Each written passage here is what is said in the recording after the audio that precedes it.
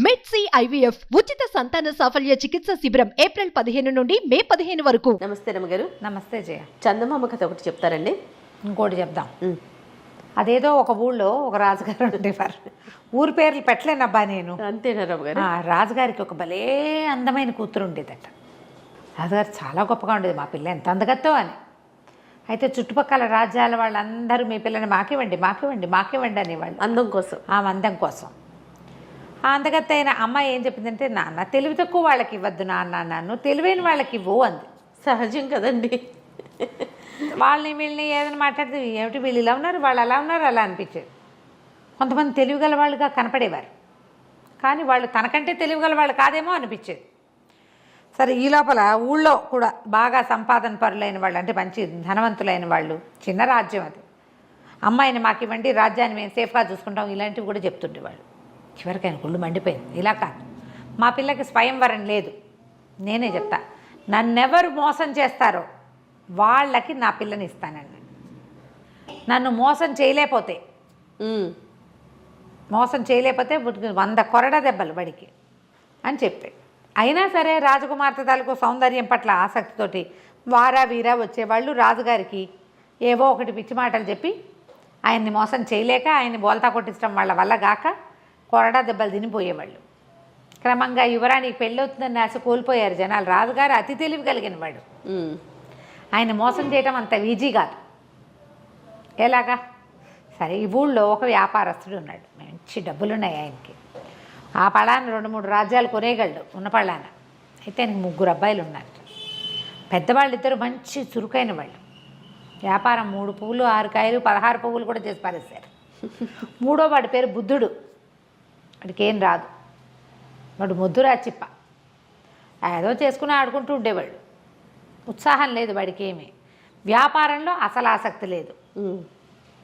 సరే, లాభం లేదని ఈ రాజుగారు, ఈ వ్యాపారస్తుడి కొడుకులు అన్నారు, నాన్న రాజుగారు అంతు చూసి మేము రాకుమార్తెను పెళ్లి చేసుకుంటామని పెద్ద అబ్బాయి వెళ్తానన్నాడు అనేసరికి సరే పంపించాడు. ఆయనకి ఏంటంటే తన కొడుకుల తెలివి మీద చాలా నమ్మకం ఉంది.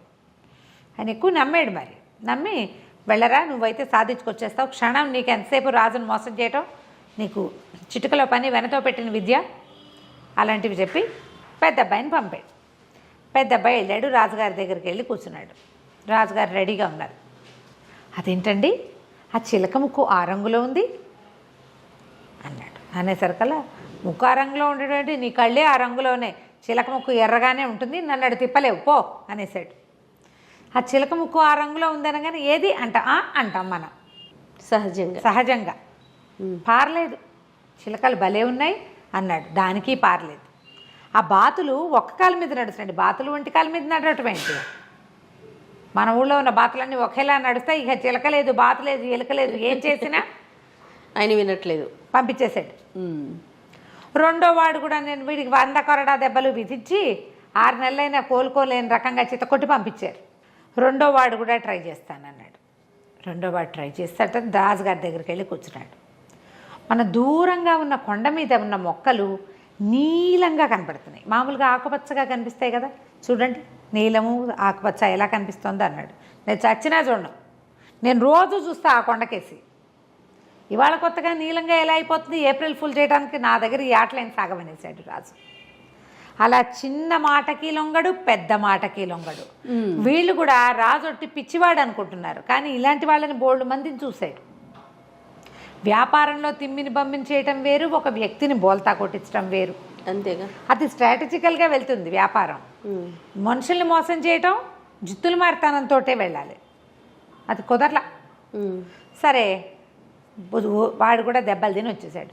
3వ వాడిని కూడా పోయేస్తా నాన్న అనగానే వాళ్ళ నాన్న అన్నాడు, ఒరే మహామహులు వీళ్ళిద్దరూ, బుద్ధండ పండితులు, వాళ్ళే హ్యాండిల్ చేయలేకపోయారు, బుద్ధుడివి నీ వల్ల ఏమవుతుందని ఒట్టి తింగరవే తవ్వి, తింగరాడివి నువ్వు, నీ వల్ల అసలు కాదు, నీకేమీ రాదు, నువ్వు వ్యాపారమే పట్టుబడలేదు, నీకెందుకురా వృధాగా దెబ్బలు తింటావంటే, సరే ఆ దెబ్బలు ఏమిటో వాళ్ళిద్దరూ తిన్నారు, నేను తినపోతే ఎట్టా, నేను కూడా తింటా అన్నాడు. అనేసి సరే బయలుదేరి వాళ్ళ ఇంట్లో వంకీకి చొక్కాలు అవి తగిలించున్నాయి. ఎప్పటిదో ఒక పాత టోపీ, కుళ్ళాయి అంటారు దాన్ని, పాతపకాలపు భాష అంటే ఇట్లా నెత్తి మీద పెట్టుకుంటే ఇట్లా పక్కకి వేళ్లాడే తోకలాంటిది ఉంటుంది ఉందన్నమాట దానికి, కుళ్ళాయి. దాని పేరు. పాతది డిప్పలా ఉండి ఇట్లా కోసుగా ఉంటుంది, కోన్లా ఉంటుంది, దాని మించి ఒక కుచ్చు బయలాడుతూ ఉంటుంది. పాత కుళ్ళాయిని దుమ్ము దులిపి నెత్తి మీద పెట్టుకున్నాడు. అదెందుకురా అన్నాడు వాళ్ళ నాన్న. ఏదో ఒక ఉపాయంలే అని చెప్పి కుళ్ళాయి నెత్తి మీద పెట్టుకుని వెళ్ళాడు.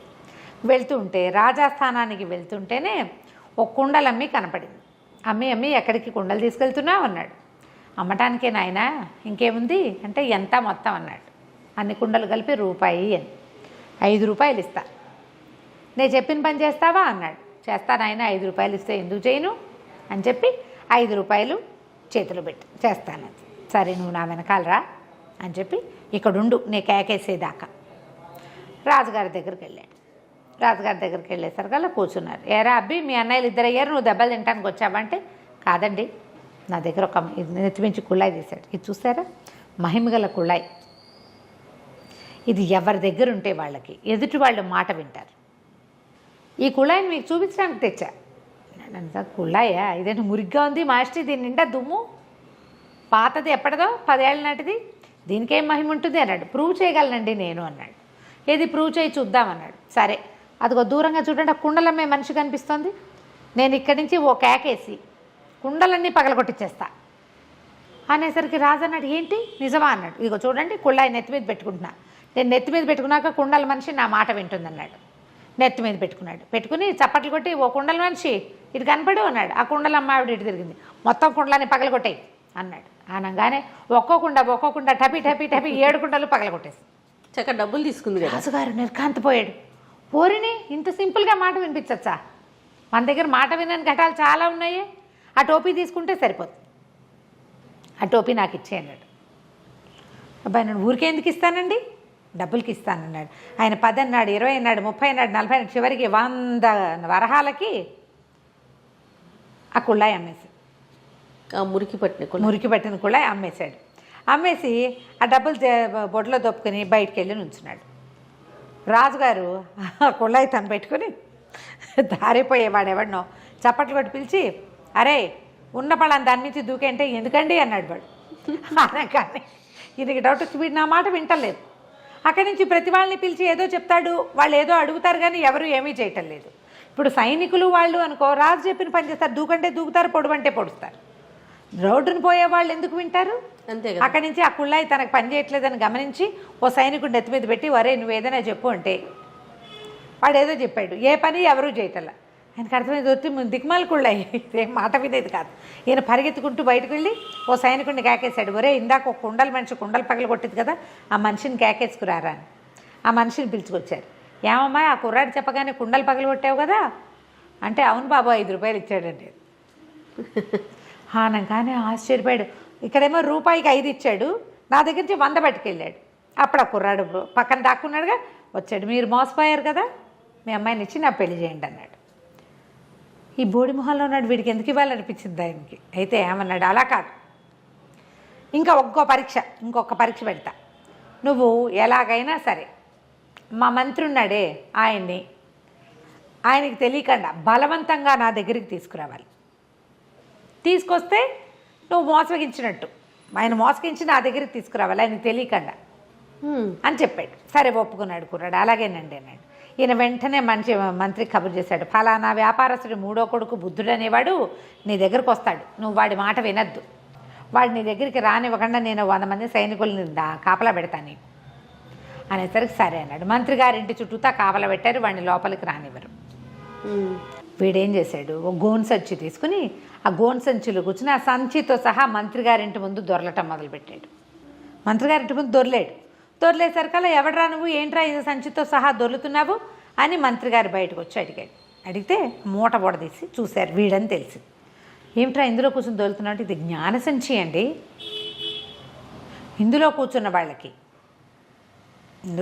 వాళ్ళకి వీళ్ళు చెప్పిన మాట అవతల వాళ్ళు వింటారు.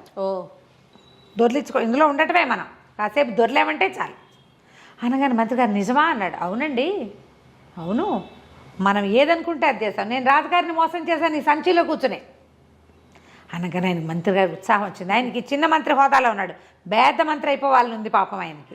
అందుకని ఏం చేశాడు, ఎవరు ఉండరా నువ్వు బయటిరా, నేను కూర్చుంటానని ఆ సంచిలో కూర్చోగానే వీడు మూతి కట్టేసి ఆ సంచి ఈడ్చుకుంటూ తీసుకుపోయాడు. ఆయన లబోదిబో ఆ సంచిలో ప్రతివాడికి అత్యాశ ఉంటుంది కదా. వీడి రాజుగారి దగ్గర తీసుకుపోయి సంచి బుడదీశాడు. అందులోంచి మరి మిడిల్ సైజు మంత్రి గారు లేచి నుంచున్నాడు. ఇదేమిటి ఈ సంచిలోకి ఎలా వచ్చిందంటే, అందరూ నా మాట వింటారని చెప్పాడంటే జ్ఞాన సంచి అన్నాడు, అందుకని ఎక్కానండి అన్నాడు. ఎలాగైనా మంత్రిని తీసుకురావాలి, అంతే. సైనికుల్ని తీసుకెళ్ళి కాదు. ఇప్పుడు దొరికేశాడుగా. రాజుగారు ఏమన్నాడు, దీంతో అయిపోలేదు, ఇంకా ఇంకో పరీక్ష పెడతాను నీకు అన్నాడు. 3వ ట్విస్ట్. సరే, అక్కడి నుంచి ఏం చేశారు, యువరాణి మందిరానికి రా నువ్వు కూడా అని చక్కగా తయారు చేయించారు వీడిని పెళ్లి కొడుకులాగా. అక్కడ 70 మంది అమ్మాయిలు ఉన్నారు. అమ్మాయి తాలూకు సేవకురాళ్ళు 70 మంది. ఆ రాజకుమార్తె ముందే చెప్పారు, రాజకుమార్తె ఎవరో నీకు చూపించాం. 70 మంది ఉంటారు. వాళ్ళల్లో రాజకుమార్తెని నువ్వు గుర్తుపడితేనే నువ్వు నీకు ఆమెతో పెళ్ళి, లేకపోతే నీ 100 కొరడా దెబ్బలు తప్పవు. సరేనన్నాడు. రాజకుమార్తెను గుర్తుపట్టాలంతే కదా. వీడేం చేశాడు, వాళ్ళ ఇంట్లో ఓ చించెలిక ఒకటి తిరుగుతుంటే ఎలుకను ఒకదాన్ని తోకపుచ్చుకున్నాడు. చిన్న సంచులు వేసి దాన్ని పట్టుకెళ్తే సరే రాజాస్థానానికి వెళ్ళాడు. అంతఃపురంలోకి వెళ్తే 70 మంది ఆడవాళ్ళు కనపడారు. అందరివి ఒకటే రకం బట్టలు. రాజకుమార్తె, ఆవిడ సేవకురాళ్ళు అందరూ కలిసి వాకిట్లో నుంచునే వాళ్ళతో సహా అందరూ కలిసి ఒకటే రకం బట్టలు వేసుకున్నారు. ఈ గుంపులో రాజకుమార్తెను ఎక్కడ కనిపెట్టాలి? రాజు అన్నాడు, ఇదే నీ ఫైనల్ పరీక్ష. ఇప్పుడు కనుక నువ్వు కనిపెట్టావనుకో పెళ్లి చేస్తా, లేకపోతే భరతం పడతాను నీదే. సరే బాగుంది. ఇంతనే అబ్బాయి ఏం చేశాడంటే కాస్త అటు ఇటు చూసి సైనికులందరినీ పక్క పంపించండి, వీళ్ళందరినీ నేను చూస్తానన్నాడు. సైనికులంతా వెళ్ళి బయట నుంచున్నారు. ఓన్లీ ఆడంగులే నుంచున్నారు ఇక్కడ, ఆడవాళ్ళు మాత్రమే. వీడు ఏం చేశాడు, పక్కన చిన్న సంచి దోపుకొచ్చాడుగా, చిన్న చేతి సంచులు ఎలుక పిల్లని దాన్ని తీసి వాళ్ళ మధ్యలోకి విసిరేశాడు. అది చూసేసరికల్లా ఎలుక అది పడేసరికల్లా కేవ్వమని ఒక అమ్మాయికి స్పృహ తప్పి పడిపోయింది. మిగిలిన 69 మంది దానికి సేవలు చేయటం మొదలుపెట్టారు. వీడు పరిగెత్తుకుంటూ పోయి స్పృహ తప్పిపోయిన అమ్మాయి చేయించుకున్నాడు. ఈవిడే రాజకుమారి. బాగుంది. మిగిలిన వాళ్ళందరూ పనిచేసేవాళ్ళు. వాళ్ళకేం భయము, ఎలుకని చూస్తేను కుందేలను చూసి బొద్దింకని చూసి వాళ్ళు ఎందుకు భయపడతారు. అతి సుకుమారైన రాకుమారి మాత్రం ఊరికి ముందు మూర్చిపోయింది. అనేసరికల్ రాజుకి ఇంకేం చేయాలో తెలియలే, తప్పించుకోలేమనిపించేసింది. సరే ఇంక అప్పుడు ఏం చేస్తాడు, ఇంత తెలివిగలవాడని చెప్పి ఆ వ్యాపారస్తుడి కొడుకైన బుద్ధుడికి ఈ రాజకుమార్తెనిచ్చి పెళ్లి చేశాడు. అత్యంత తెలివితేటలు కలిగినటువంటి పెళ్లి కొడుకుగా ప్రకటించి వాడికిచ్చి పెళ్లి చేశాడు. కథ కంచికి మనం ఇంటికి. చాలా బాగుందండి. నమస్తే. నమస్తే.